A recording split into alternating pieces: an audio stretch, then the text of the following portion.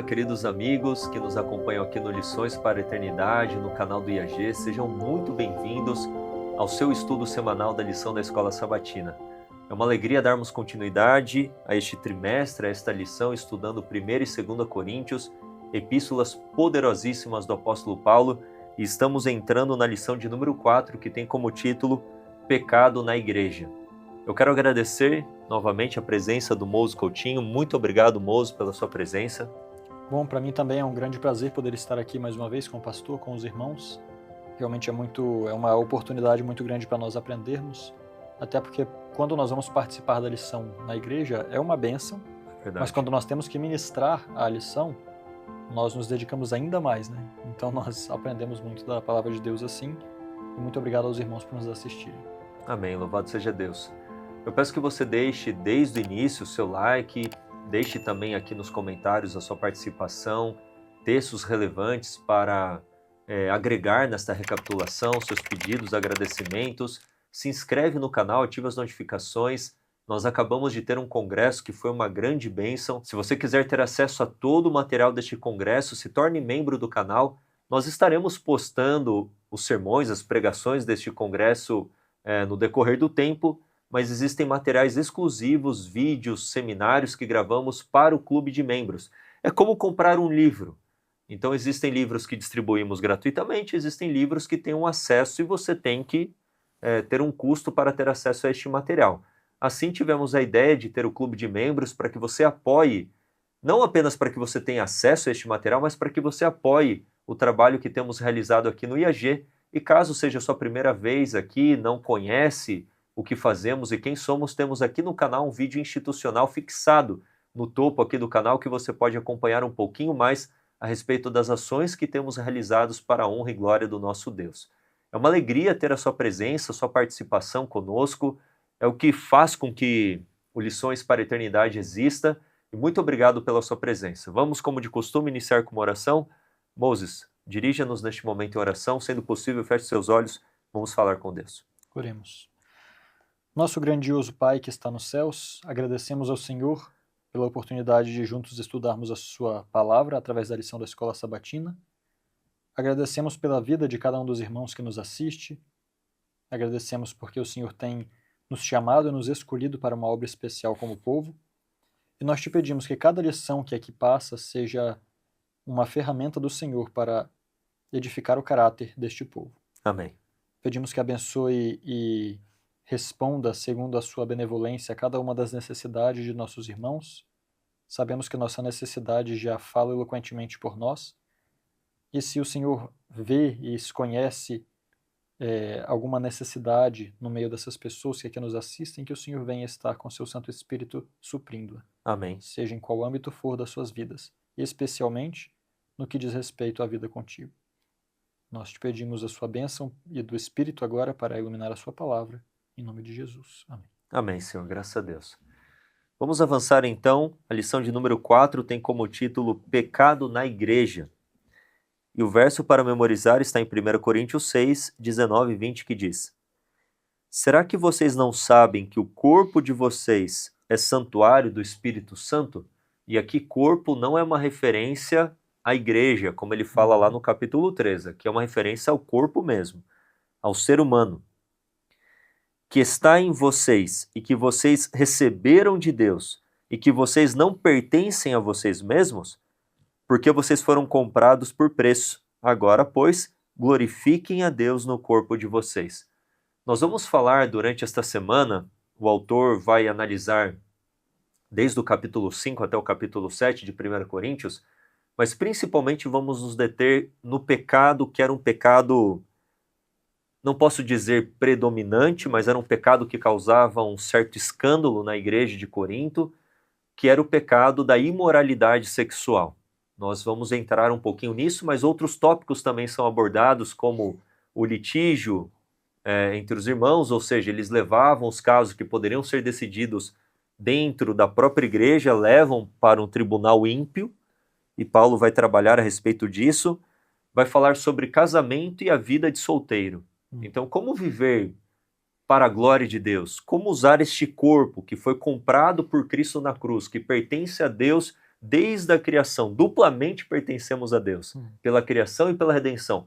Como que nós podemos viver para a glória de Deus será o tópico aí desta semana. Vamos analisar, como de costume, a imagem da lição, que está um pouco mais enigmática, mas ficamos conversando aqui para extrairmos o máximo que vai ajudá-lo, como alguém que está passando a lição, ou você comentando lá na sua unidade. Vamos comentar um pouquinho da imagem da lição desta semana. Sim, antes de falar diretamente da lição, eu acho interessante ver que a lição já nos traz aqui no começo dela, aqui no sábado, nos trazendo informação sobre que aquilo que nós contemplamos nos afeta, quanto nós somos afetados por aquilo que nós vemos, né? E quando nós vemos que os personagens bíblicos sabiam disso, nós vemos, por exemplo, Jó falando, não porei coisa má não, ele diz, fiz um pacto com os meus olhos. Ele faz um pacto para não cair justamente nesse pecado da imoralidade sexual. Uhum. Depois nós vemos em relação a outras coisas, na Davi, no Salmo 101, verso 3, ele diz, não porei coisa má diante dos meus olhos. Os olhos realmente são muito cuidados. No Salmo 119, ele pede que Deus guarde os olhos dele da vaidade. Em Isaías 33:15, diz que quem fecha os olhos para ver o mal habitará nas alturas. Ou seja, desviar a visão de ver o mal. Por quê? Porque é justamente o que a lição nos traz. Quando nós contemplamos aquilo que é mal, nós tendemos a refletir aquilo para dentro. Tanto é que Jesus disse em Mateus 6, 22 e 23, que se os olhos, ele diz, são a luz da alma. Uhum. Se os olhos forem bons, todo o corpo terá luz. Se os olhos forem maus, todo o corpo será tenebroso. E é exatamente o que nós temos nessa imagem. Exatamente. Nós vemos aqui um homem que está se apartando da pureza, e aqui a mulher pode ter dois significados, na verdade eu diria até três, porque ao mesmo tempo que nós compomos a igreja de Deus, né, e nós vemos aqui essa mulher, e este homem está se afastando dela. Então podemos ver nesse aspecto, podemos ver até mesmo uma desvirtuação do casamento bíblico também, Uhum. né? Como podemos ver ali também que o homem ele está se afastando de ser um templo de Deus, porque a sombra dessa mulher, ela mostra uma igreja. Sim. Ou seja, a mulher em si também é o templo. Uhum. A própria pessoa pura é o templo do Espírito Santo. Uhum. Mas aqui, quando nós olhamos para o caminho que o homem está seguindo, é uma figura que vai se obscurecendo, contemplando coisas iníquas.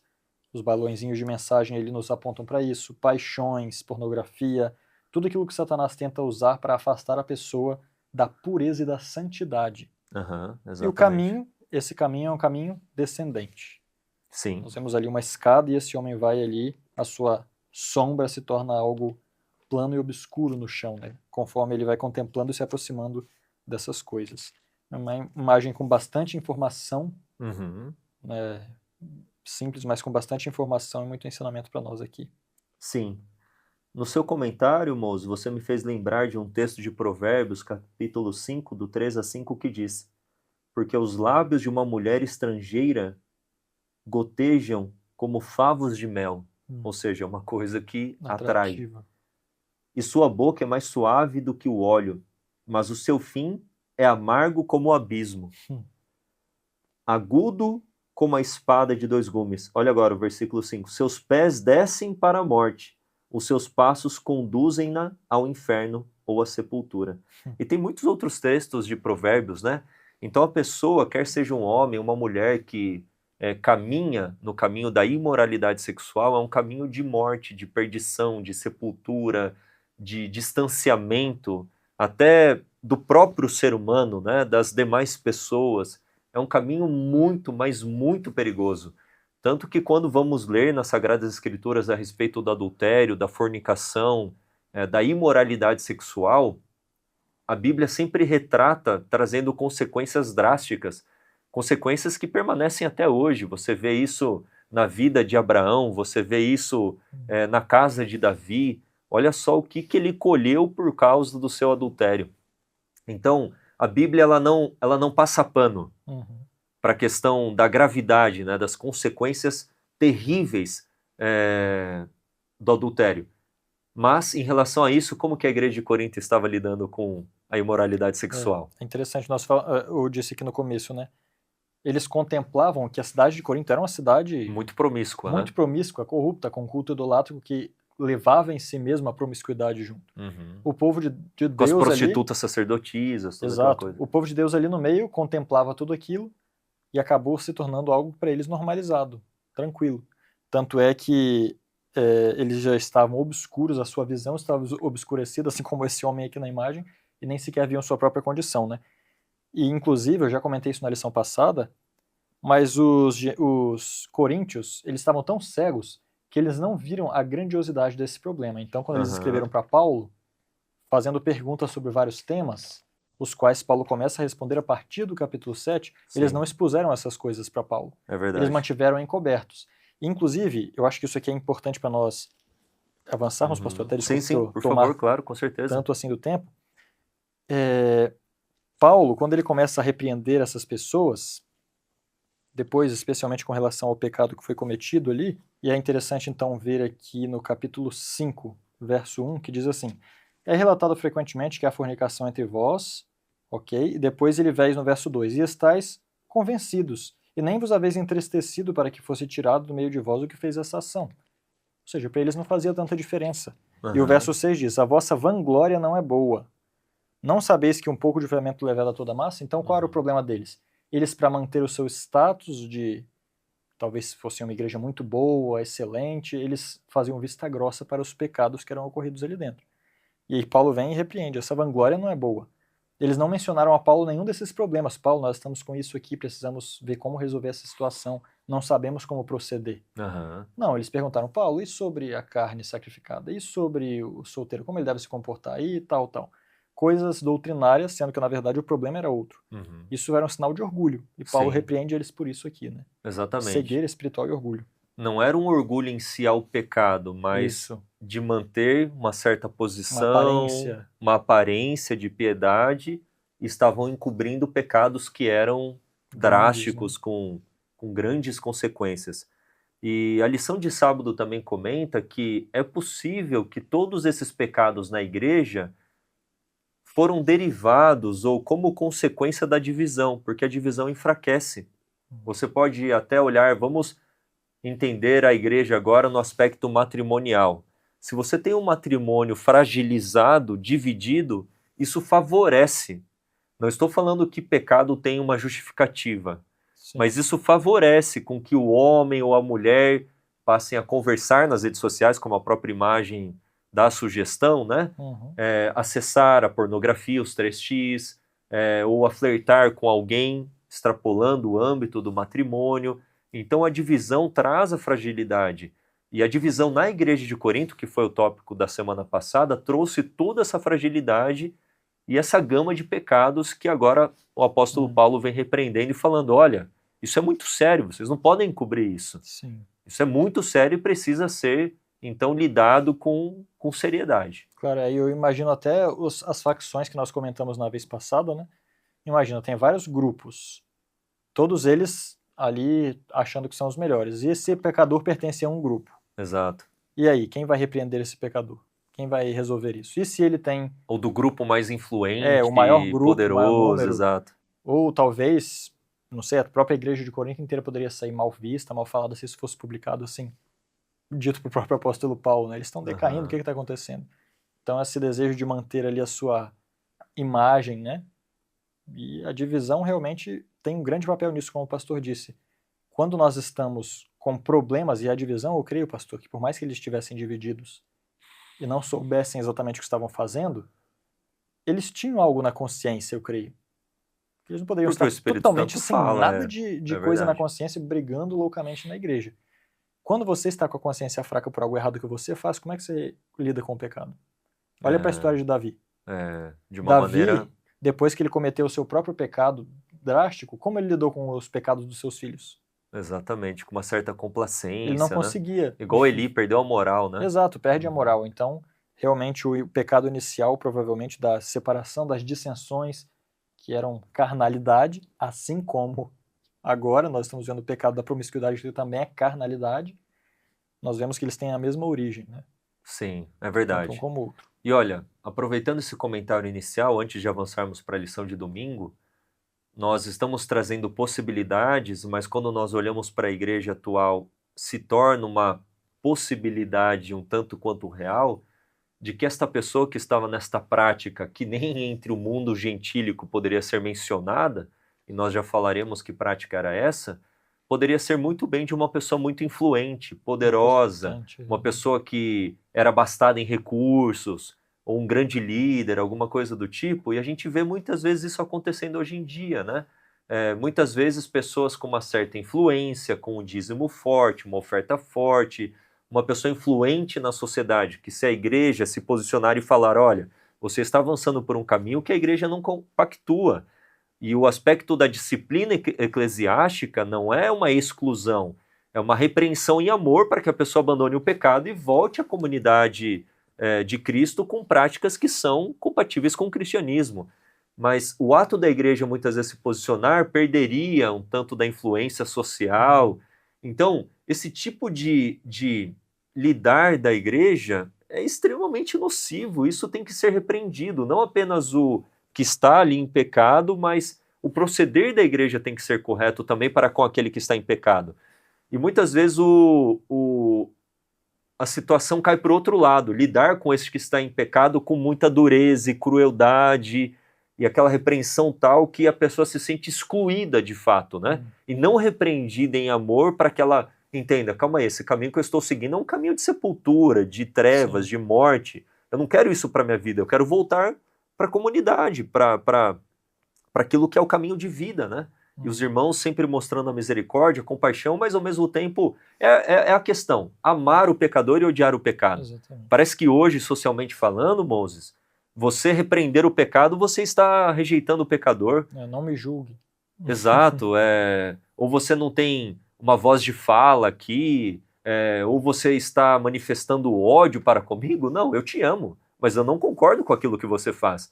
Quer seja uma promiscuidade sexual relacionada à pornografia, à homossexualidade, ao adultério, Nem tudo você é que não dentro concorda, da é a ordem. palavra de Deus que não concorda. Exatamente. Está E é fora. tudo dentro da ordem da promiscuidade sexual.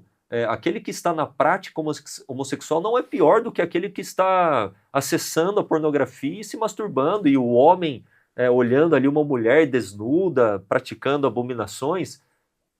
A ordem ali, o pecado é o mesmo, né, de ordem sexual. Então, esses pecados precisam ser de fato repreendidos, mas lidados, trabalhados pela igreja de uma maneira cristã também. Então vamos trabalhar durante esta semana, esse é o tópico aí, vamos avançar aqui para a lição de domingo. Está gostando já da lição? Deixa seu like, compartilhe nas redes sociais, deixe aqui também nos comentários a sua reação, a sua participação para enriquecer esta recapitulação. Domingo, vamos aqui para o título, incoerência entre fé e prática, ou seja, entre aquilo que nós cremos e professamos e entre aquilo que nós praticamos no dia a dia, na nossa vida. Que pecado era esse, Moses, que é descrito lá em 1 Coríntios, no capítulo 5? Sim, esse pecado... Que situação escandalosa era essa, né? Vamos até ler ali no verso... Vamos lá, verso 1. É relatado frequentemente que a fornicação entre vós. É interessante isso aqui, relatado frequentemente, ou seja, basicamente só eles que não estavam resolvendo ou fazendo caso de contemplar a situação de frente para resolver o problema. Sim. Era relatado frequentemente que há fornicação entre vós, e fornicação tal que nem ainda entre os gentios é mencionada, que alguém possua a mulher de seu pai. E aqui provavelmente seria uma madrasta, né, que estaria acontecendo isso. Mas o pecado era esse. Primeiro ela fala fornicação tal que nem ainda entre os gentios é mencionada. E realmente, pela lei romana, havia várias coisas que desviavam da lei de Deus com relação ao casamento, mas essa não era uma delas. A autorização para se casar para ter incesto, uma relação extraconjugal com a esposa do próprio pai. Isso realmente era algo tão absurdo que nem mesmo os romanos concordariam, e aqui Paulo fala, nem os gentios mencionaria algo. Vocês estão assim. agindo pior do que aqueles que não têm Cristo na vida. Exatamente. É uma coisa escandalosa mesmo. Era terrível, terrível. E é interessante nós notarmos, eu vejo aqui no verso 2, né, e aqui eu particularmente não posso dizer que concordo 100% com o autor da lição, né, ele coloca como se fosse que a igreja de Corinto estava como se fosse se exaltando por causa do pecado que era cometido. Como se fosse um orgulho ou pecado, isso. Né? Não era esse o ponto. Mas nós não vemos, eu não creio que seja dessa maneira, porque se fosse assim, eles teriam dito isso a Paulo. né, na carta que enviaram, mas Paulo menciona que ele soube disso por outros, ou seja, era algo que a igreja passava por alto e mantinha o seu orgulho espiritual escondendo os erros, fazendo vista grossa, não corrigindo aquilo que precisava ser corrigido. Exatamente. E esse é o problema que está no verso 2, e vós estáis convencidos, e nem vos haveis entristecido para que fosse tirado do meio de vós o que fez esta ação. Ou seja, para eles, não, tá tudo bem, eu não sei o que eles imaginavam, na verdade, né? Mas para eles isso não tinha problema, o orgulho espiritual daquela igreja era muito grande. Aí sim vem o verso 6, a vossa vanglória não é boa, não sabeis que um pouco de fermento leveda toda a massa. Então, um outro ponto importante aqui, a igreja inteira é afetada quando se tolera o pecado dentro dela. Exato. Uma coisa é o pecado se infiltrando sem ser Exato. percebido, que quando é percebido é ali corrigido, mas quando o pecado é tolerado, toda a igreja está contaminada, está infectada. Exatamente. O E exemplo de sofre as Paulo, consequências, né? exato, o exemplo de Paulo aqui é uma massa. Quantos gramas de fermento você põe no quilo de massa? O pastor fabrica pão aqui de fermentação natural. É uma quantidade pequena, mas todo o pão sofre o resultado. Sim. Não tem uma parte que sim, outra parte que não, né? Então, tolerar que membros quebrem abertamente os mandamentos de Deus sem fazer nada a respeito, independente da posição que o homem ocupe, vai trazer prejuízos à igreja inteira. E é até interessante a pergunta que é feita aqui na própria lição. Olhem só aqui embaixo. Quais práticas claramente condenadas nas Escrituras corremos o risco de tolerar em nome do amor e da aceitação? Exatamente. Já é o que nós estávamos comentando anteriormente, né? Que nós confundimos, e hoje eu creio que nós estamos na cultura da sensibilidade, né? Realmente é como o pastor comentou. E tudo que nós falamos tem potencial para ferir alguém. E as pessoas não podem ser feridas. Sim. Porque se for ferido, eu estou pecando porque eu estou ferindo. Ora, será que é realmente assim? Na verdade, quando nós olhamos para a história bíblica inteira, o tempo todo os profetas e aqueles que tinham que dar uma mensagem de reprovação eram tratados como inimigos. É a realidade. Mas eles eram inimigos? Qual era o desejo dos profetas? Qual era o desejo de Jeremias quando ele se pôs lá diante do povo e falou, olha, vocês cometem pecados aqui dentro, vocês sacrificam para ídolos aqui dentro e falam que é o templo do Senhor para santificar os pecados que são cometidos aqui dentro. Quem não? Você acha que alguém se sentiu ferido ali? Com certeza. Muita gente. Inclusive Jeremias sofreu por causa disso. Sim. Mas quer dizer que ele não amava? Então. O amor, ele pode se manifestar de duas maneiras. E o próprio Paulo vai mencionar isso, eu não vou lembrar aqui agora, onde ele vai dizer assim, vocês preferem que eu vá até vocês com amor, com palavras suaves, ou preferem que eu vá com uma vara? Sim. E na verdade as duas maneiras podem ser maneiras de trazer o amor, né? Eu não vou lembrar aqui agora onde é que está exatamente o texto, mas ele menciona exatamente isso. E quando nós olhamos para a história de Eli, nós vemos um amor que não repreendia o pecado, que na verdade era complacência, não era amor. Resultado, se perderam os 2 filhos. É verdade. Vamos Esse Arão. texto está em 1 Coríntios 4, 21. Lê para nós, por O que favor. quereis? Que eu vá até vós com vara ou em amor e em espírito de mansidão? Certo. E se Paulo fosse com qualquer um dos dois, qual seria o sentimento interno? O amor. O amor. Então não podemos confundir a vara, porque a vara machuca, a vara dói. É uma realidade. Mas então quem usa a vara é do mal? Exatamente. Qual é a ferramenta do pastor?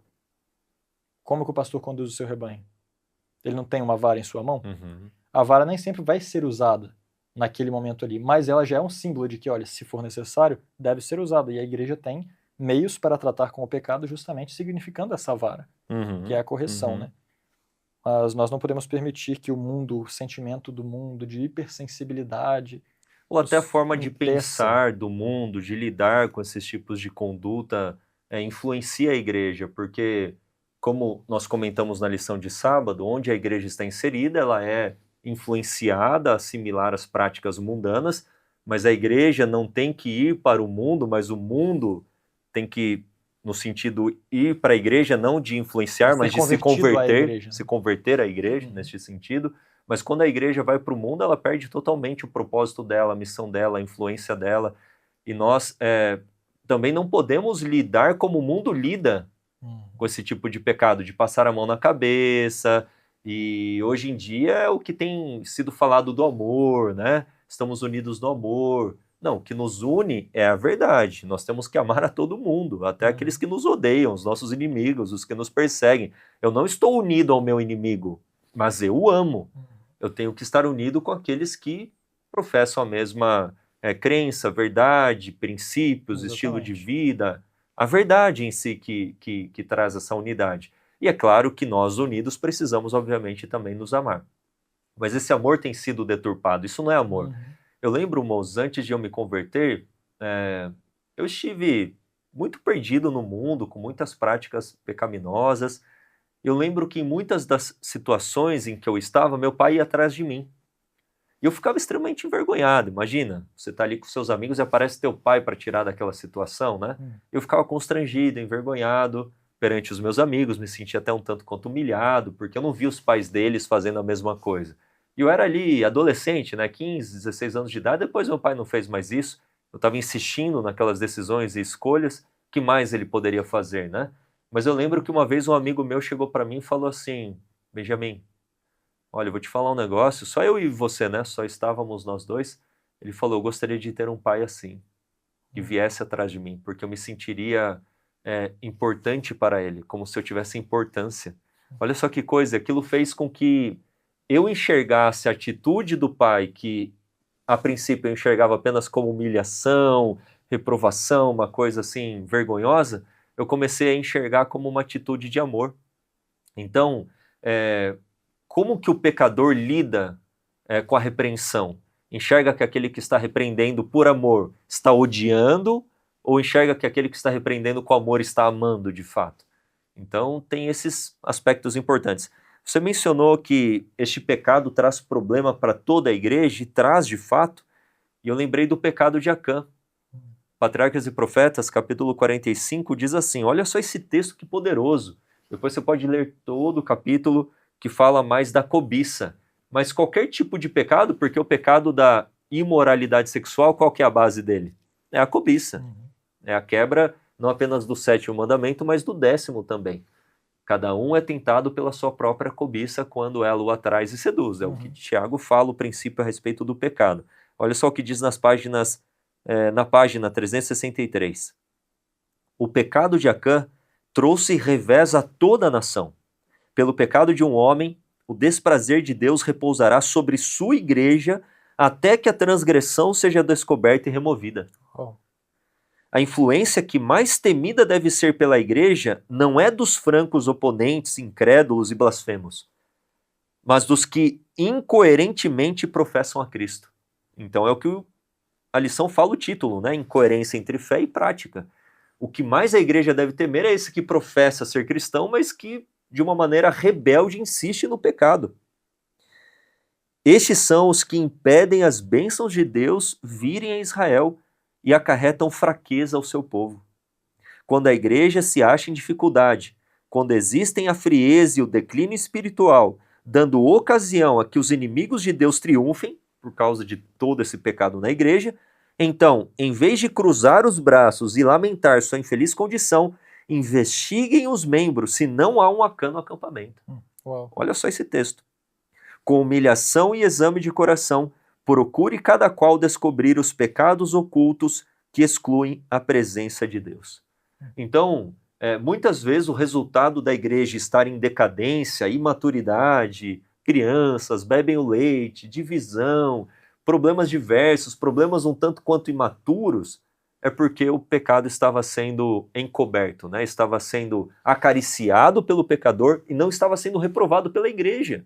Ou seja, o camarada ia lá, durante a semana saía com a mãe com a esposa do próprio pai, com a sua madrasta, e no sábado de manhã ele estava sentado lá, passando a lição da escola sabatina, pregando, e os irmãos o tratando como se fosse um cristão.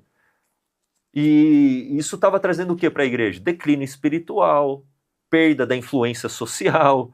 E Paulo vai lidar com isso em outras epístolas, como para Timóteo ele vai falar. Pessoas que tinham uma responsabilidade de liderança estavam envolvidas com bebida. Então imagina isso. A pessoa é um ébrio, mas está lá dirigindo a lição da escola sabatina, pregando. E aí a gente pode trabalhar isso em todas as esferas, quer seja de membresia, de ancianato, de pastorado, de liderança em associações e uniões. Nós temos que fazer um exame próprio. E a igreja não tem que sair como um detetive investigando a vida dos irmãos, mas vamos fazer aqui um exame de coração, vamos vigiar, vamos orar para que Deus nos mostre este pecado, porque o pecado ele tem perna curta, e o pecado ele lança suas garras longe, né? A pessoa uma hora vai ser desmascarada. Para o bem dela e para o bem de toda a comunidade de fé, para o bem de toda a igreja. Com certeza. E, inclusive, eu creio que aí nós começamos até a entrar em segunda. Sim, é verdade. Que seria justamente a maneira de lidar com os escândalos, né? Sim, exato. Vamos avançar nisso. Aqui... Eu acho interessante nós lermos os versos, porque são versos muitas vezes mal interpretados também, né, moço? Sim, com certeza. Uhum. E aqui traz justamente como a igreja deve agir. Qual é o objetivo final? Sim. É a pergunta. O objetivo final é a honra e glória de Deus e a salvação das almas. Se, como nós dissemos no começo, na lição passada até, se nós temos esse objetivo, todos em conjunto esse objetivo, as atitudes todas vão trazer a isso. E qual é a atitude necessária num caso desse? Olha só o verso 5. O verso 5 é difícil de ler, ele é pesado. Uhum. Vamos lá, vamos ler aqui. Vamos ver a partir do verso 4. Em nome do nosso Senhor Jesus Cristo, reunidos vós e o meu espírito com o poder de nosso Senhor Jesus Cristo, o tal, ou seja, o homem que estava nesse pecado, seja entregue a Satanás para a destruição da carne, para que o espírito seja salvo no dia do Senhor Jesus. Uhum. Tem pessoas que vão até usar esse texto para dizer, então o espírito a imortalidade morre, da alma, exatamente. Mas não tem nada a ver. Não tem lógica alguma. Então quer dizer que se alguém está pecando, a gente tem que pedir para Satanás matá-lo para ele ir para o céu? Não tem lógica nenhuma. Então nós temos que entender o que é, se não é isso, né? Uhum. E o fato é, o primeiro passo da igreja deve ser afastar o infrator das outras ovelhas. Por quê? Porque, como nós já vimos, 1 grama de fermento leveda toda a massa. Então é necessário que o povo deixe de ver essa pessoa ali no seu meio como uma referência até, né, que provavelmente acontecia nessa igreja. Talvez ele ainda fosse uma referência de pessoa ali dentro da igreja. Mas o verso 6 diz que 1 grama de fermento leveda toda a massa, uma pequena quantidade. Agora, quando alguém se entrega, vamos lá, aqui está dizendo o tal seja entregue a Satanás. Quando alguém se entrega a práticas como as desse homem, abertamente, persistentemente, isso é importante comentar. Exato. Antes ainda desse ponto, quando o homem se entrega a essa atitude, seja até veladamente, ele está participando do reino de Deus? Não. Ele está participando então do quê? Do reino de Satanás. Então que seja entregue ao reino ao qual pertence. Paulo está dizendo isso aqui. Já que esse homem então está praticando isso, coisas relacionadas ao mundo, que ele vá para o mundo. Exato. E qual é o resultado de viver para o mundo? A destruição da carne. E o homem vai sentir as consequências. Uma pessoa que entregue a prostituição, a pecados de toda a espécie nesse âmbito, ela não sente resultados na sua própria carne? Sem dúvidas, ela não tem paz no pecado, ela vai se sentir imunda. Com certeza, suja, tem várias. E eu vou até relatos. pôr um exemplo. Um amigo meu, que me contou uma experiência um tempo atrás, ele estava vivendo uma vida tremendamente promíscua. E um dia ele contraiu uma infecção, uma doença grave do sangue, que ele realmente estava com risco de morte. Com a destruição da sua carne, o seu espírito foi salvo. Exato, ele se arrependeu dos seus pecados, reconheceu a maldade na qual ele vivia, e isso levou ao arrependimento. Não quer dizer que todo mundo precisa entrar numa doença, mas enquanto a pessoa é tolerada dentro da igreja com o seu pecado, ela vai sentir alguma coisa? Exatamente. Não, tudo bem, vamos lá. Ora, pede perdão a Deus, mas vamos lá. Continua dirigindo a lição da escola sabatina, continua pregando, continua cargo. Tudo normal, não mudou nada. Como que essa pessoa vai sentir o resultado do pecado? Ela não vai sentir. Então, afastamento aqui era para o bem da igreja, para que a igreja não fosse contaminada com aquilo, e para a própria pessoa, porque enquanto ela estivesse, ninguém está numa pior situação do que quem acha que está bem e está mal. Sim. Então, não, é o seguinte, você está mal mesmo.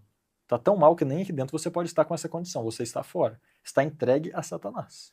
Esse é um ponto importante porque até hoje, né, eu como pastor, durante 8 anos trabalhando com igreja, faz 4, 5 anos que eu não trabalho diretamente com igreja no aspecto mais institucional, mas lidei com muitos problemas de natureza semelhante, né, dentro ali do 7º mandamento, do 10º mandamento, e muitas vezes as pessoas, os membros mesmo, alimentavam a mentalidade de exclusão.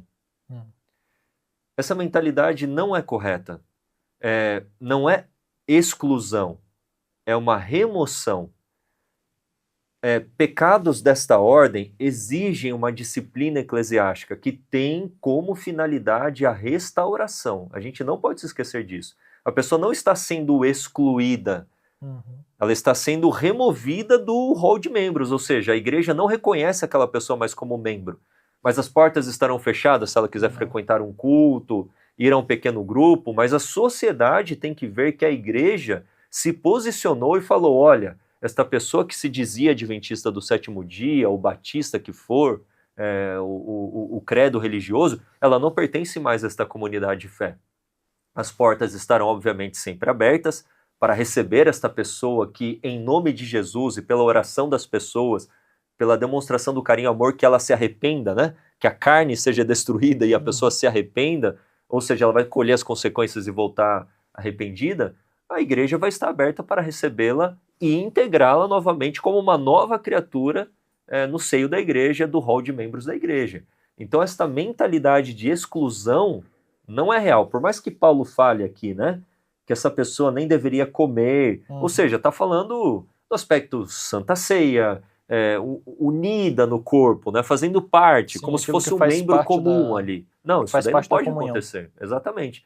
E hoje parece que a igreja lidar dessa forma, em alguns casos, é algo proibido, né? Existem muitos continentes e países que a igreja tem feito vistas grossas porque incorre em demanda judicial. A pessoa que está lá naquele pecado, naquela prática pecaminosa, porque a legislação do país também permite que essas coisas aconteçam, a igreja não pode se posicionar contra, e se ela se posiciona, ela vai ser processada e perde. Então, assim, existem situações muito complexas. E antes de avançarmos na lição aqui de segunda, também o aspecto da banalização da disciplina. Eu vejo que muitas vezes pastores, comissão, a igreja, numa reunião administrativa, lidam com a disciplina de uma maneira banal. Então, por situações que poderiam ser resolvidas no lar das pessoas, no Espírito de Cristo, chorando com ela, clamando pela vida dela para que ela abandonasse o pecado, são lidadas de uma maneira burocrática, administrativa, porque o processo eclesiástico, disciplina por remoção, deveria ser um velório. O espírito deveria ser de velório, é a morte de um irmão. É a morte mesmo, mas não, é lidada assim como... Resolvemos um problema. Imagina Deus lidando com isso, vamos explodir o planeta Terra aqui, fazer desaparecer, lidamos com este problema. Não, tem que ser uma coisa que traga assim um pesar, uma contrição, um clamor pela vida das pessoas que estão nesses pecados, visitas e clamando até que ela fale assim, eu quero isso para a minha vida. Daí a igreja vai falar o quê? Então, colhe as consequências das suas ações. Mas se você conquistar o seu irmão, louvado seja Deus, não tem que passar por todo um processo traumático, destruidor. Então tem também o outro lado da banalização da disciplina por remoção. Então a gente tem que tomar cuidado em relação a essas coisas. Inclusive a remoção, chamada por alguns exclusão, né, ela também tem o propósito. E mesmo na exclusão não é o propósito de dizer, olha, infelizmente você perdeu suas chances. Não tem mais. Não, pelo contrário, para você, né? A exclusão não significa estar fora do alcance de salvação. A exclusão deve ser vista como uma maneira de fazer a pessoa perceber aonde o pecado dela levou, para causar despertamento. Então, até mesmo na exclusão não deve haver o sentimento, como o pastor está falando, né, de conseguimos resolver menos um problema. Né? Realmente, se as almas viraram o problema, então para que serve o pastor? Exatamente. O pastor, na verdade, os líderes têm essa função, né? Mesmo na disciplina, trazer o amor de Cristo. Amém. Então tem aqui na lição, né, a disciplina atinge seu propósito quando o membro desviado é reintegrado à comunhão da igreja. E é o que o céu anela, né? O que Cristo anela, é o que o Pai que nos ama com amor eterno, demonstrado por Cristo na cruz, na ressurreição, na vida e obra de Cristo no santuário celestial, que é o que o céu anela, né? Que esse pecador se arrependa, Deus não tem prazer na morte do ímpio. Ezequiel capítulo 18, mas que ele abandone o pecado e volte para a justiça. E aqui tem diversos conselhos de como a igreja deveria lidar com isso, né? Tirado do meio de vocês, esse tal seja entregue a Satanás, não se associem, nem mesmo comam com alguém assim, a fim de que o espírito seja salvo. Ou seja, essa pessoa, em suma, não deve ser lidada ou tratada como membro daquela igreja. Ela não é mais membro daquela igreja, mas ela pode ter acesso a cultos, a momentos espirituais para que Deus fale ao coração dela? Sem dúvidas. Mas a igreja tem que se posicionar. Não compactuamos com isso, com esse estilo de vida. Não é isso ser cristão. não É, e compactuamos com isso. o braço tem que estar aberto para o momento do arrependimento, né? Exato. Exato. Então, enquanto a pessoa persiste no pecado, realmente não tem como tratá-la como alguém que está no mesmo propósito, no mesmo sentir, né? Exatamente. Vamos avançar, que agora trabalha um outro problema que estava acontecendo na igreja de Corinto, que era a questão de litígio, né, de demandas judiciais entre os próprios irmãos se processando. E a lição aqui de terça tem como título Protegendo a Identidade da Igreja. O que isso tem a ver, né, de não levar casos que podem ser resolvidos eclesiasticamente falando para a justiça dos homens com proteger a igreja? Eu acho que esse é o primeiro ponto.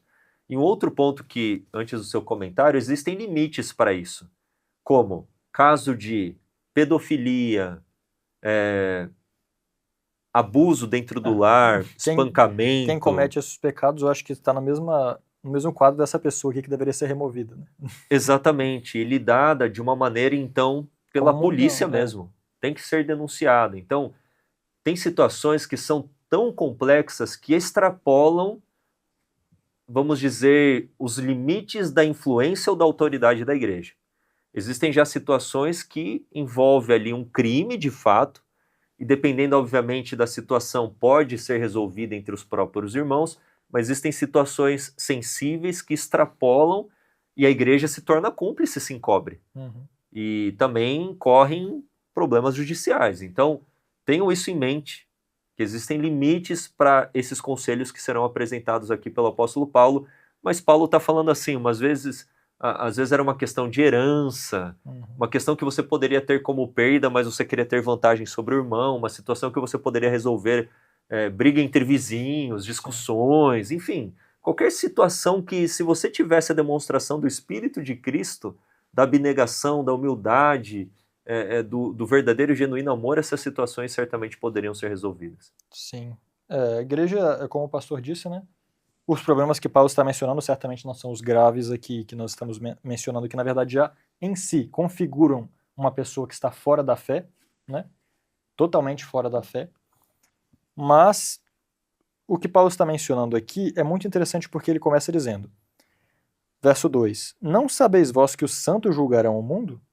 Se o mundo será julgado por vós, vós sois indignos de julgar as questões mínimas. Então, Ou seja, se o povo estava se preparando para viver no reino do céu, todos ali, nós estamos vivendo o reino do céu, estamos na terra, mas vivendo o reino do céu. Então, peraí, se eles estavam vivendo o reino do céu, como é que eles ainda podiam precisar da ajuda dos homens para legislar entre eles? exatamente. Do mundo, dos juízes mundanos. Se um dia julgaremos os próprios anjos e o mundo será julgado por nós, né? Isso Exato. a gente sabe que é durante os 1000 Isso anos. mostra, mais uma vez, a imaturidade espiritual deles. Exato. Eram bebês na vida espiritual. Como é que, imagina, eles no céu e surge uma contenda, eles vão precisar de que um juiz venha com as leis lá e tal, para julgar tudo. Pelo contrário, eu acho que até bem interessante a repreensão que Paulo dá aqui no verso 6, 7. Isso aqui era o que Paulo gostaria de dar mais para eles. Isso aqui é o alimento sólido, eu diria, pastor. Uhum. Porque agora eles estavam no alimento suave. Olha, vocês não briguem, não fiquem, é como literalmente falar com criança, não fiquem brigando. Isso aí não pode, tá? Isso aí é feio. É mais ou menos isso. Mas o que era o alimento sólido? Olha só isso aqui. Verso 6. Mas o irmão vai à lei com o irmão, e isso perante os incrédulos. Na verdade, já é realmente uma falta entre vós irem à lei uns contra os outros. E o alimento sólido aqui. Por que não sofreis antes a injustiça? Por que não sofreis antes o dano?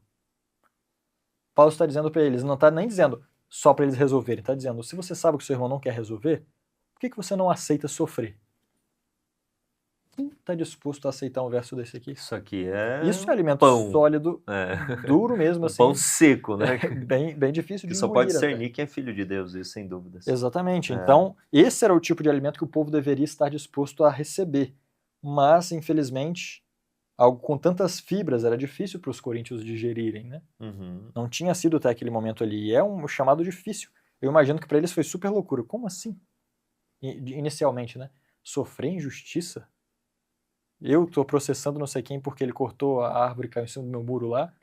Eu vou sofrer essa injustiça? Por que eu deveria sofrer isso? Uhum. Paulo está dizendo, por que vocês não fazem isso? Vocês não são filhos de Deus, vocês não vão julgar o mundo? E verso 9, não sabeis que os injustos não herdarão o reino de Deus? Aí ele vem com os pecados, né? Listando, né, os tipos de Listando os pecados. tipos de pecados, mas em contrapartida, ele fala justamente o que o pastor disse anteriormente. No verso 3, não sabeis vós que julgaremos os anjos, quanto mais as coisas pertencentes a esta vida? Agora, se nós comparamos aqui no verso 7, onde nem tem mais o que julgar, é aceitar sofrer o dano, nós voltamos para a lição anterior, a mente de Cristo. Exato. Quantos direitos Cristo exigiu enquanto esteve na Terra? Quantos direitos ele exigiu? Nem os direitos que, na verdade, ele pegou e tirou.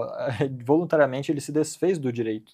Bem o contrário, né, do que a natureza humana quer. Sim. Então, E nesse ponto, né, como que nós podemos sofrer dano mesmo tendo a justiça, o direito, né, o direito de alegar aquilo está sobre mim e eu sofrer o dano?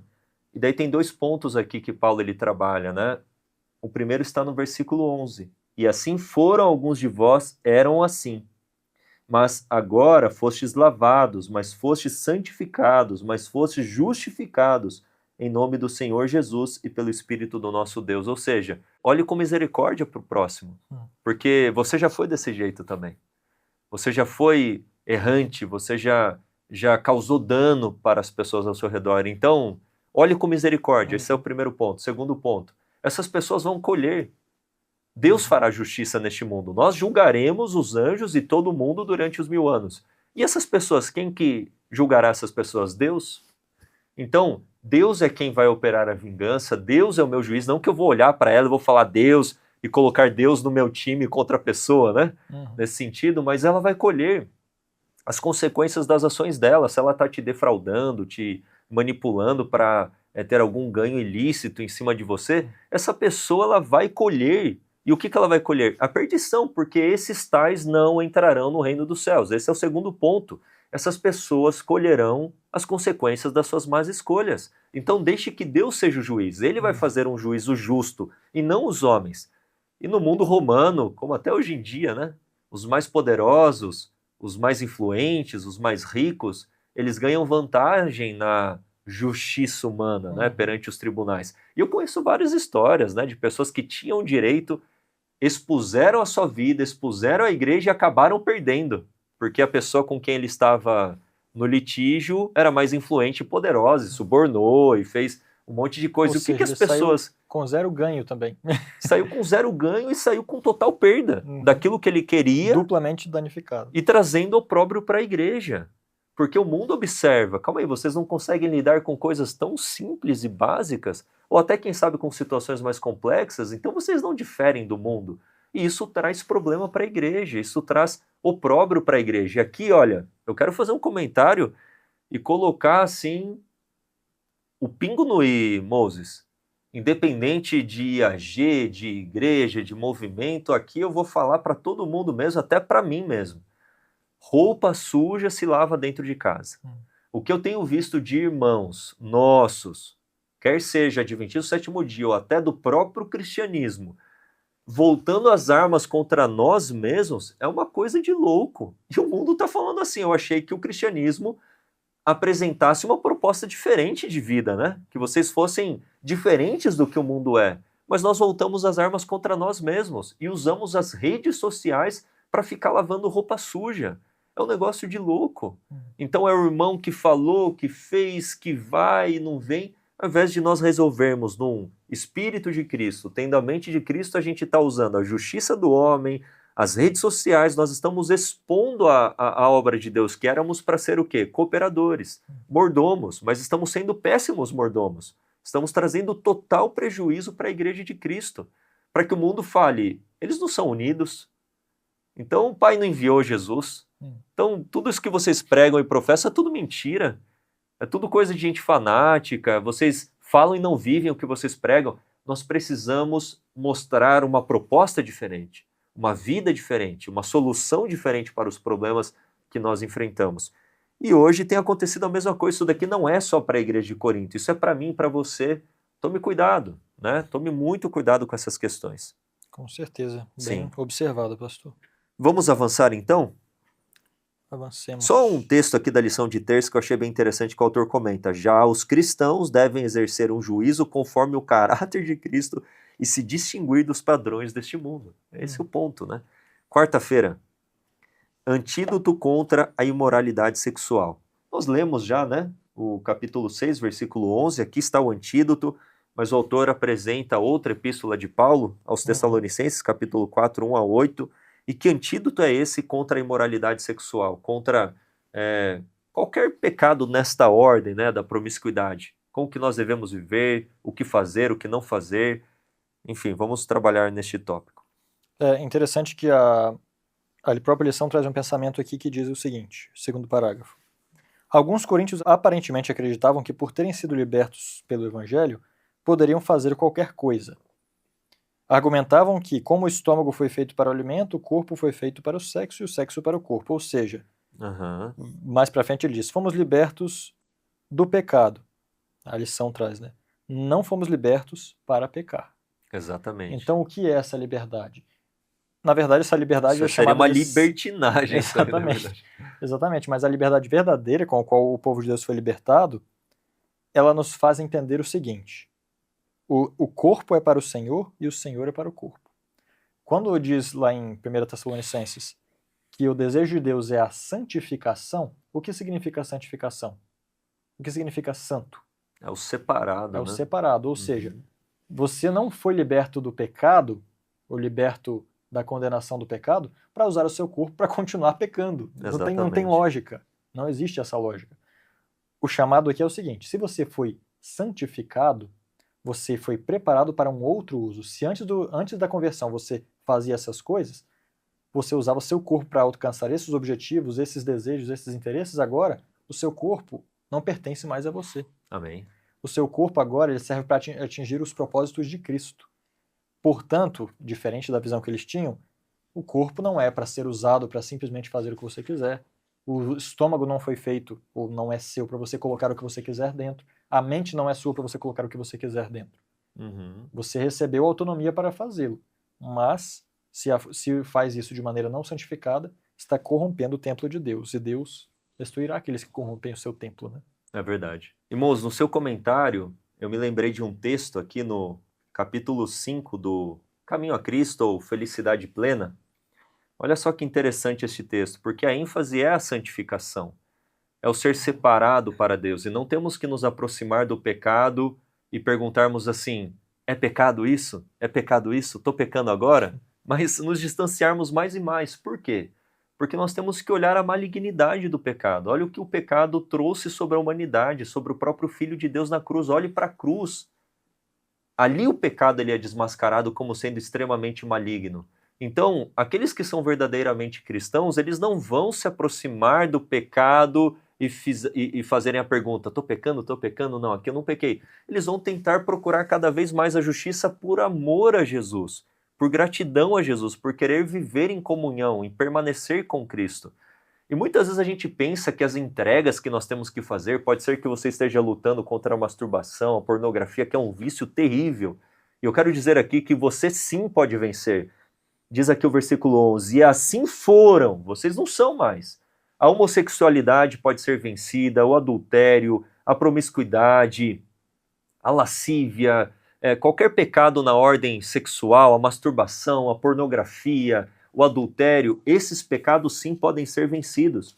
E assim foram alguns de vós, eram assim, mas agora fostes lavados, mas fostes santificados, mas fostes justificados em nome do Senhor Jesus e pelo Espírito do nosso Deus. E essas coisas, muitas vezes você pode entender como sendo coisas difíceis de serem vencidas, mas o poder de Deus é muito maior. E olha só o que Deus está pedindo para você entregar para Ele. Eu quero ler aqui na página 32 que diz assim, ó. Olha só que coisa tremenda. Entretanto, o que estamos renunciando, mesmo que renunciemos a tudo? O que você está renunciando, moço? Apenas renunciamos a um coração poluído pelo pecado, entregando-o para que Jesus o purifique, lavando-o em seu próprio sangue, e o salve por seu inefável amor. E os homens ainda acham difícil renunciar a tudo. Envergonho-me de ouvir falar nisso e de escrevê-lo. Deus não exige que renunciemos a coisa alguma que nos traga proveito, ou seja, tudo que é para o seu bem, Deus fala, fica com você. Eu dei para você mesmo, para o seu bem, mas tudo que te prejudica, entrega para mim. E o que você está entregando para Ele? Sua podridão, seu pecado, seu adultério, seu enfim, tudo aquilo que tem destruído a tua vida e tu tá achando ruim entregar tudo isso a ele? Em tudo que faz, Deus tem em vista o bem-estar de seus filhos. Oxalá que todos os que não aceitaram a Cristo reconhecessem que ele tem coisas incomparavelmente melhores para lhes oferecer do que eles mesmos desejam. O homem provoca o maior prejuízo e comete injustiça a si mesmo quando pensa e age de modo contrário à vontade de Deus. Nenhuma felicidade verdadeira pode ser encontrada no caminho proibido por aquele que sabe o que é melhor e quer o bem de suas criaturas. O caminho do pecado é de miséria e destruição. Uau, que texto tremendo. Por isso que nós estamos repetindo, né? Este livro é poderosíssimo. Adquira o seu exemplar, use para evangelizar, um livro poderoso. Amém. Então, o que Deus está pedindo para nós entregarmos, moços? A podridão, Coisas o pecado. E ruins. o que ele deu por você? Ele deu tudo, todo o céu, ele deu Jesus, o ministério dos anjos, o Espírito Santo, o lavar da sua vida pelo sangue de Cristo, e você está achando muito dar essa podridão toda sua para Deus? Abandone isso, está destruindo a tua vida. E que você aceite esta obra de Deus e você vai desfrutar da genuína e verdadeira felicidade. Não daquela momentânea que traz destruição e morte, mas daquela perene, suave, eterna que vai trazer salvação e vida. Amém. Em nome de Jesus. Então a lição aqui, né, de quarta-feira vem trabalhando o antídoto, né, em 3 tópicos, nós já comentamos, né, sermos lavados, santificados e justificados, sermos membros do corpo de Cristo, sermos e reconhecermos que somos santuário do Espírito Santo. O que você tem feito através deste corpo que pertence a Jesus? E louvado seja Deus porque ele pertence a Cristo, né? Amém. Porque certamente se entregarmos diariamente a nossa vida em suas mãos, ele vai fazer um bom uso de nós. O pecado vai destruir o seu corpo, vai destruir a sua vida, mas Jesus ele vai te edificar, te salvar, te transformar, e é esta obra que ele quer fazer em você. Esses são os antídotos contra a imoralidade sexual. Jesus e este crucificado e entronizado no seu coração. Vamos finalizar, capítulo 7 vem trabalhando aí casados e solteiros.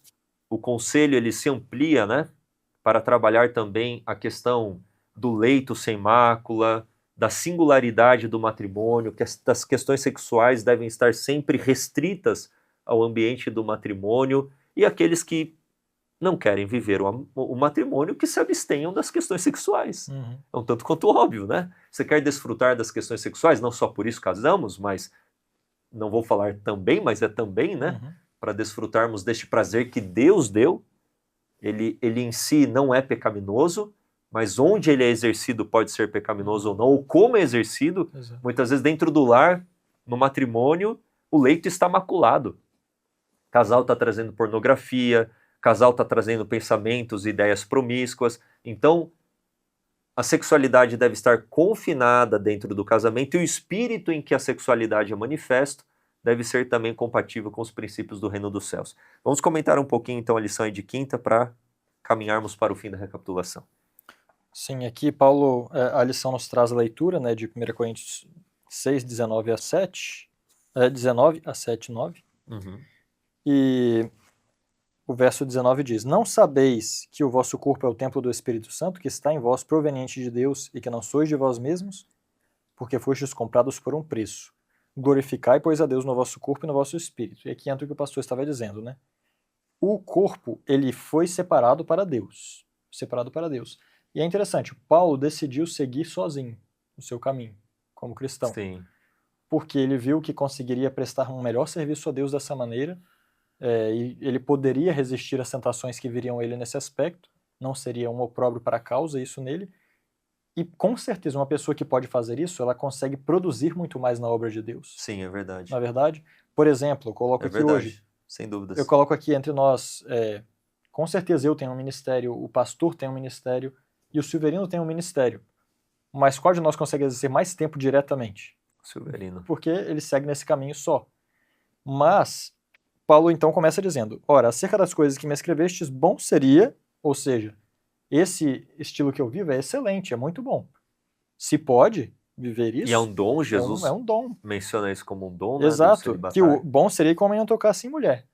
Mas a carne tem a sua necessidade, né, o seu desejo, e muitas pessoas não estão prontas para passar essa experiência aqui de Paulo. Não tem esse dom, esse chamado. Então, para eles, o casamento é uma bênção. Deus também deu o casamento como uma bênção. Sem dúvidas. Certo? Agora é só imaginar. fomos separados para Deus. Então, nós temos aqui a pessoa que se aparta 100% para Deus, que vive como um eunuco, podemos dizer dessa maneira, né? Aham. Essa pessoa certamente vai servir a Deus de uma maneira e ela separou inteiramente o seu corpo para Deus. Depois Paulo vem, ele vai mencionar em outros momentos, né, de que o marido, ele vive também para Deus e também para servir a sua esposa. Isso quer dizer que ele está com um serviço inferior diante de Deus? Não, porque ele tem uma família para salvar Que diante pode de ser Deus. também um poderoso testemunho Exato. para a pregação do É um evangelho. ministério diferente. Exatamente. Paulo alcança certas pessoas, mas o casado ali com sua família vai alcançar outra esfera. Ele pode refinar e purificar a igreja local onde ele está. Uhum. Então cada um tem um chamado. E em todos os chamados que Deus nos dá, existe uma maneira de nos manter puros. E através do casamento, a pureza deve ser mantida. Uhum. E é o que Paulo vem e continua dizendo aqui então, né, de que para evitar a fornicação, cada um tem a sua própria esposa, cada mulher tem o seu próprio marido. E assim é mantida a pureza da igreja, né? Isso é um ponto importante, porque quando a gente fala de casamento, é importante falar que é monogâmico, mas também entre gêneros diferentes. Sim. Porque hoje não Hoje em basta dia falar já de é. casamento, né? A gente tem que falar também nesse aspecto que casamento bíblico é entre um homem e uma mulher. De unidade mesmo e gênero, né? Um homem e uma mulher. Então esse é o casamento e a sexualidade foi dada por Deus para a humanidade como uma bênção, não apenas um prazer que deve ser desfrutado dentro do matrimônio, mas como algo que edifica, que une, tem os seus propósitos singulares dentro do casamento, mas quando ele é deturpado, quando este ato, né, desvirtuado, traz todas as mazelas que a igreja de Corinto estava colhendo, e hoje, infelizmente, é o que a gente tem colhido, né? De doenças, de mães solteiras, de crianças que crescem destituídas de figuras equilibradas e funcionais de pai, mãe, enfim, que favorece a criminalidade, o uso de drogas, também a promiscuidade sendo continuada, né? Porque os pais muitas vezes servem de modelo e exemplo, tendências herdadas, enfim, traz uma mazela terrível, né? Morte, assassinato, pessoa que adulterou e foi lá e matou o adúltero, uma onda de desgraça. Então, se nós vivêssemos aquilo que Deus pede, seria uma bênção para nós. Então a lei de Deus é um muro de proteção ao nosso redor. Sim. Ela não é contra nós, ela é a nosso favor. Nós temos que olhar nesse prisma positivo para toda a vontade de Deus para nós. O Pai nos ama. Amém. O Pai nos ama. E uma outra coisa que eu achei interessante, pastor, Uhum. e não foge necessariamente, está dentro da lição, mas é muito importante, eu diria. Quando a pessoa se torna cristão, ela deixa de servir a si mesma. O seu corpo deixa de pertencer a ela. Sim. Se o cristão decide como viver como Paulo, apenas para Deus, ele vai servir apenas a Deus. Paulo é claro e taxativo em dizer que quando se casa, a pessoa serve a dois agora. A Deus e ao cônjuge. Isso quer dizer o quê? Que o corpo, quando eu casei o corpo não era meu, quando eu me caso, eu divido o corpo entre quem? Entre Deus e o cônjuge. É verdade. Não é uma parte minha, uma parte de Deus, uma parte do cônjuge. Olha só o verso 4. A esposa não tem poder sobre o seu próprio corpo, mas o marido. E também, semelhante, o marido não tem poder sobre o seu corpo, mas a esposa. Ou seja, o casamento, ele é dar uma parte de você para alguém. E o que está dizendo aqui não é que... receber, é dar. Exato, é dar. Não tem poder sobre o seu próprio corpo. Ou seja, não é você que decide como... Claro que é primeiramente Deus, através da lei de Deus. Sim. E segundo, é a pessoa com a qual eu me casei. E por isso, eu não sei quantos jovens nos assistem aqui, mas quão importante é que os jovens saibam fazer as suas escolhas. É verdade. Porque quantos jovens se submetem a um monte de coisas antes do casamento e depois do casamento dizem, isso aqui eu não tenho como me submeter a essas coisas. Ora, mas no namoro podia? Exato. Entende? Ou será que a cegueira da paixão faz a pessoa não perceber que ela vai ter problemas no futuro? Sim. Lembre-se que se você estiver se casando, você está literalmente entregando o controle do seu corpo para outra pessoa. Uhum. Isso é bíblico, não fui eu que falei. Que deve Paulo haver disse. um mútuo consentimento, Exato. sem ferir a consciência alheia, ou seja, os diálogos pré-matrimoniais devem ser profundos e sólidos a ponto que você chegue no matrimônio tendo os pensamentos alinhados com o cônjuge. E o versículo 5 ele é muito importante porque muitas vezes o sexo ele é usado dentro do casamento como uma moeda de troca, ou como uma chantagem, ou como uma disciplina, né? E isso faz com que se abram brechas para o adultério, para a Exatamente. fornicação, para a promiscuidade, para a pornografia, o adultério, enfim. E olha só o conselho de Paulo no versículo 5. Não vos defraudeis um ao outro. Ou seja, o que seria defraudar um ao outro? Exceto se com consentimento, por algum tempo, para que se deem ao jejum e oração, e ajuntai-vos novamente. Paulo está falando da relação sexual, não defraude, isto que pertence ao seu Não cônjuge, negar, né? tanto do marido em relação à mulher e da mulher em relação ao marido, então que seja um propósito de consentimento, que vocês se dediquem ali à oração, ao jejum, e depois voltem a se ajuntar. Para quê? Para que Satanás não vos tente pela vossa falta de autocontrole. Está muito claro isso aqui. Mas isso aqui muitas vezes não é observado. Eu casei, agora se torna moeda de troca, ameaça, disciplina. E não é para funcionar desta forma. É claro que tem que haver um mútuo consentimento, mas a esposa deve ceder, o marido deve ceder, o Espírito de Cristo deve reinar no lar. Isso tem que ser muito importante. Então você olha para tua esposa muito cansada, você vai forçar uma situação? Sim. Então a esposa vê a necessidade do homem, ela não vai também ceder? Por mais que ela não esteja afim, entende que é o dar no sentido de pensar no próximo, não em você mesmo? Claro. Se houver esse espírito, todos os casais que estão nos escutando aqui vão desfrutar de bênçãos no lar. Vão desfrutar de bênçãos maravilhosas. Então, esses conselhos precisam ser vividos, né? Uma coisa é certa, nós nunca, isso aqui eu vou dizer de maneira direta, nós nunca devemos usar a Bíblia para buscar os nossos direitos. A Bíblia não foi nos dada para buscar os nossos direitos. Então, quando o marido lê, ele não tem que falar para a mulher, olha, você tem que ceder. Não. O texto também está falando para você. Ceder também. Né? Ceda você. Esposa, mas você não pode fazer isso. Não, é você que tem que ceder, esposa. Depois, quando Paulo fala lá em Efésios, eu vou lá até Efésios para nós vermos algo que é muito interessante. Quantas pessoas usam esse texto para buscar os seus próprios direitos, sendo que o texto nunca deu essa brecha? Olha só o que diz aqui. Esposas, submetam-se a seus maridos como ao Senhor. Muitos homens pegam esse texto, mas o texto é para quem? É para quem? Para quem é dirigido o texto? A princípio, né, para esposa. Diretamente, é para a esposa mesmo. Esposas, estou falando agora para as esposas, tá? Submetam-se a seus maridos. O que muitos maridos fazem? Olha que está dizendo, submetam-se. O texto é para elas, não é para o homem. Exatamente. Não é para o homem pegar o texto. Usar isso aqui é para ela usar. Quer usar um texto, homem? Exato. Quer usar um texto? Vamos lá então ao verso 25. Maridos, amem suas esposas assim como Cristo amou a igreja e se entregou por ela. Esse é para você, Esse é para vocês. Querem usar um texto para ver o seu direito? É ser como Cristo. Que esse é o seu direito. E mulheres, não se devem pegar os textos e ficar usando os textos também para os seus próprios direitos. A Bíblia foi dada como o dever de cada homem, não como os direitos que nós temos que buscar. Todos os direitos que Cristo tinha, ele entregou por nós. E agora o que ele pede é, sigam vocês também. Sofram o dano. Se entreguem pelos outros. Façam aquilo que é para vocês fazerem. Não peçam que os outros cumpram o papel deles. Isso é muito importante. Amém. Louvado seja Deus. Que lição maravilhosa, poderosa. Deixa aí seu like. Compartilhe nas redes sociais. Deixe aqui comentários pertinentes para recapitulação. E louvado seja Deus pela sua presença. Vamos caminhar para o fim? Porque a lição de sexta fala muitas vezes de gatilhos para a imoralidade sexual e fala a respeito do apetite. Paulo vai comentar isso lá em 1 Coríntios, no capítulo 10.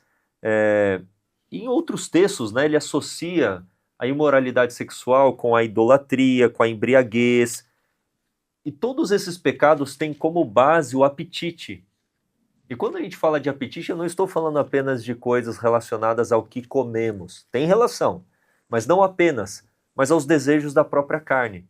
E se nós somos desenfreados naquilo que comemos, nós não teremos também domínio próprio e autocontrole nas demais áreas da vida. Então, muitas vezes, a raiz da promiscuidade sexual é a glutonaria. É o apetite que está desenfreado. Apetite que eu posso falar aqui, bombas de dopamina. Muitas vezes a gente acha que não, mas o uso do scroll, né, do rolar, do celular, vai liberando bombas de dopamina no seu cérebro, que o seu cérebro fica acostumado apenas com excitações elevadas, que a promiscuidade traz, que o adultério traz, que a fornicação traz, que a pornografia traz, a masturbação traz. Então você está educando o seu cérebro a esse tipo de sintonia, de frequência, Enquanto você está na sua mente assim, eu quero as coisas de Deus, as coisas de Cristo, mas você está bombardeando, né, a sua mente, o seu estômago, o seu organismo, fragilizando para que você caia nesses pecados e você fica se questionando, mas por que eu estou caindo aqui? Perceba as raposinhas. A raposa grande, né? A gente observa, mas perceba aquelas raposinhas que estão destruindo a obra de Deus na sua vida. Tome muito cuidado. Eu tenho chegado à conclusão, Moses, que as redes sociais elas devem ser como o olho arrancado, como a mão cortada. Sim. Isso foi criado, é uma engenharia para te deixar viciado. É a mesma coisa se você chegar para um usuário de crack e falar, olha, você fuma 10 pedras, tenta ficar só em uma. Não tem como, não tem como. Então a mão tem que ser muitas vezes cortada, o olho tem que ser arrancado. Muitas vezes esse é o catalisador, é o estopim que está te fazendo não desfrutar de comunhão com Deus através da leitura. Você está perdendo interesse em ler a palavra, em orar, em testemunhar, porque essas coisas estão drenando a tua vida e te fazendo cair em pecados relacionados à imoralidade sexual. Então leia depois a lição de sexta, textos aqui de Ellen White, poderosíssimos relacionados a isso. Eu tenho certeza que Deus tem uma mensagem especial para você. Amém. Bom, as considerações finais. Amém. Bom, como a Bíblia nos convidou, né, como o apóstolo Paulo fez o chamado, nós somos chamados para a santificação. Fomos chamados a viver separados, a ser separados para um propósito santo. Amém. E que Deus abençoe e dê forças a cada irmão, que eu sei que muitos aí que estão assistindo enfrentam lutas nesse aspecto, porque isso certamente assola a nossa igreja hoje em dia, é o pecado do século. Como o pastor disse, É verdade. nós somos treinados aqui muitas vezes a ser viciados em outras coisas, né? Exatamente. Porque o nosso cérebro ele não é viciado em substâncias ou experiências, ele é viciado em dopamina. Exatamente. E cada uma dessas experiências que nos tiram do equilíbrio pioram as coisas. Inclusive, eu até gostaria de comentar, não é algo aberto ainda, mas surgiu até em nós também o desejo de desenvolver algum trabalho nesse aspecto de desintoxicação digital. Isso, inclusive, é forte, em alguns outros países já tem algo parecido. Se eu não me engano, é na Suíça, Isso. né? E Clínicas realmente, de desintoxicação digital mesmo. digital. Exatamente. Tremendo. Para ver como é uma doença mesmo. Sim, né? e é algo que pouco tem se falado claramente, ou tem tanta informação que já fica afogada no meio de tudo, mas certamente nós temos um grande inimigo no nosso bolso, na nossa mão todos os dias. Né? Exato.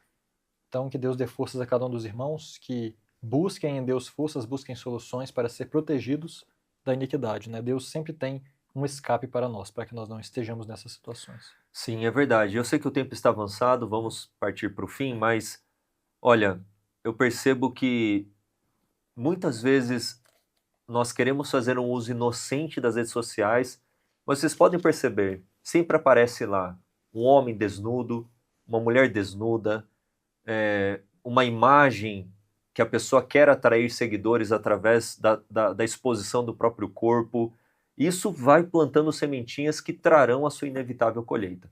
Prestem atenção, nós comentamos isso na lição passada, as estratégias de Satanás são sutis.